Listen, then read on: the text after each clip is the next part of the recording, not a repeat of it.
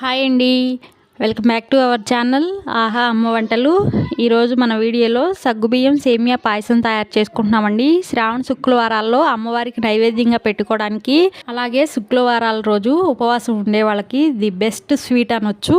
చాలా టేస్టీగా ఉండే ఈ స్వీటు ఎక్కువసేపు చిక్కబడిపోకుండా చక్కగా పల్చగా ఉండాలంటే ఎలా ప్రిపేర్ చేసుకోవాలో వీడియోలో చూద్దాం. అంతకన్నా ముందు వీడియోని తప్పకుండా ప్లీజ్ సబ్స్క్రైబ్ చేసుకోండి. ఇక్కడ నేను హాఫ్ కప్పు సగ్గుబియ్యం తీసుకున్నాను. హాఫ్ అన్ అవర్ పాటు నానబెట్టి తీసుకున్నాను. హాఫ్ కప్పు సగ్గుబియ్యం తీసుకుంటే నానేసరికి 1 కప్పు సగ్గుబియ్యం అయితే అవుతాయండి. హాఫ్ అన్ అవర్ నానబెట్టుకుంటే సరిపోతుంది. సగ్గుబియ్యం నానబెట్టుకోవటం వల్ల త్వరగా ఉడుకుతుంది. దీన్ని పక్కకు పెట్టుకుందాం. ఇప్పుడు ఒక ప్యాన్ పెట్టి స్టవ్ ఆన్ చేసి స్టవ్ పైన ఒక ప్యాన్ పెట్టుకోండి. ప్యాన్లో 1 టీ స్పూన్ నెయ్యి వేసుకుని, నెయ్యి వేడెక్కిన తర్వాత మనకు నచ్చిన డ్రై ఫ్రూట్స్ వేసుకుని నెయ్యిలో దోరగా ఫ్రై చేసుకుందాం. సేమ్ అదే ప్యాన్లో ఇంకొక స్పూన్ నెయ్యి వేసుకుని 1 కప్పు సేమియా తీసుకుని దోరగా ఫ్రై చేసుకుందాం. సేమియాని నెయ్యిలో వేయించుకోవటం వల్ల ఫ్లేవర్ బాగుంటుంది. అమ్మవారికి నైవేద్యంగా పెట్టుకుంటున్నాం కాబట్టి ఆవు నెయ్యితో వేయించుకుంటే టేస్ట్ బాగుంటుంది. ఇవి ఫ్రై అయినాయి కదా, వీటిని కూడా ఒక బౌల్లో తీసుకుందాం. ఇప్పుడు సగ్గుబియ్యం నానబెట్టక ముందు హాఫ్ కప్ తీసుకున్నాం కాబట్టి సేమియా 1 కప్పు తీసుకోండి, పర్ఫెక్ట్గా సరిపోతుంది. ఇప్పుడు పాలు వేడి చేసుకుందాం. 1/2 లీటర్ పాలు తీసుకుని వేడి చేసుకుంటున్నాను. ఇవి పొంగొచ్చే వరకు వేడి చేసుకుందాం. ఇంకొక స్టవ్ పైన ఒక గిన్నె పెట్టుకోండి.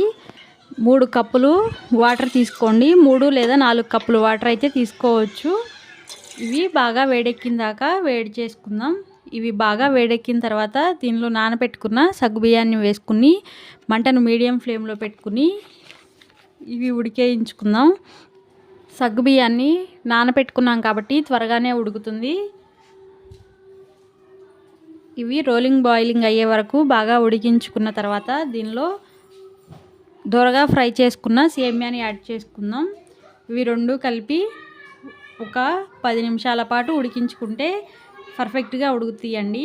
ఈ విధంగా మొత్తాన్ని మిక్స్ చేసుకుని మంటను మీడియం ఫ్లేమ్లో పెట్టుకుని మధ్యలో కలుపుకుంటూ వీటిని ఉడికే వరకు ఉడికించుకోండి.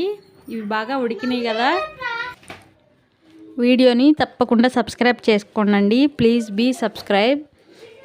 ఇవి 2 బాగా ఉడికినాయి కదా. ఇప్పుడు వేడి చేసుకున్న పాలు పొంగొచ్చే వరకు వేడి చేసుకున్నాం కాబట్టి అవి కొంచెం చల్లగా అయిన తర్వాత పాలను కూడా యాడ్ చేసుకుందాం.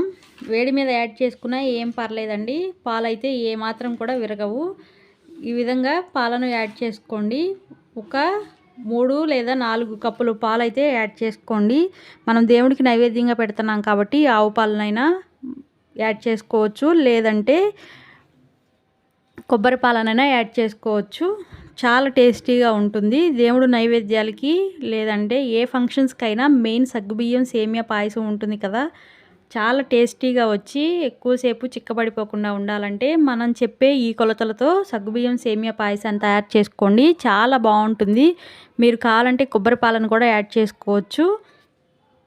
ఇవి పాలల్లో ఒక 5 నిమిషాల పాటు మంటను మీడియం ఫ్లేమ్లో ఉడికించుకోండి. ఇవి ఉడుకుతుండగా 1 స్పూన్ ఇలాచీ పౌడర్ని యాడ్ చేసుకోండి. అలానే మనం డ్రై ఫ్రూట్స్ని దోరగా ఫ్రై చేసుకున్నాం కదా, వాటిని కూడా యాడ్ చేసుకోండి. ఇప్పుడు స్టవ్ ఆఫ్ చేసి ఇవి కొంచెం చల్లగా అవనిద్దాం. ఇది సేమియా పాయసం అనేది కొంచెం గోరువెచ్చగా ఉన్నప్పుడు 1.5 కప్పు బెల్లాన్ని యాడ్ చేసుకోండి. మీకు తీపి ఎక్కువగా కావాలనుకుంటే 2 కప్పుల బెల్లాన్ని అయినా యాడ్ చేసుకోవచ్చు.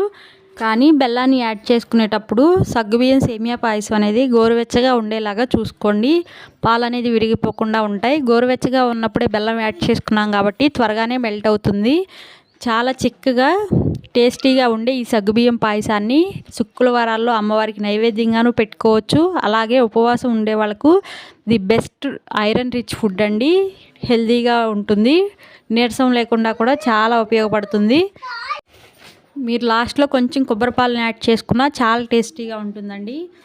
మీరు కూడా మనం చెప్పిన ఈ కొలతలతో సగ్గుబియ్యం పాయసాన్ని తయారు చేసుకోండి. వీడియోని చూశారు కదా, వీడియోని తప్పకుండా లైక్ చేయండి. Please like, share and subscribe ఆహా అమ్మ వంటలు ఛానల్.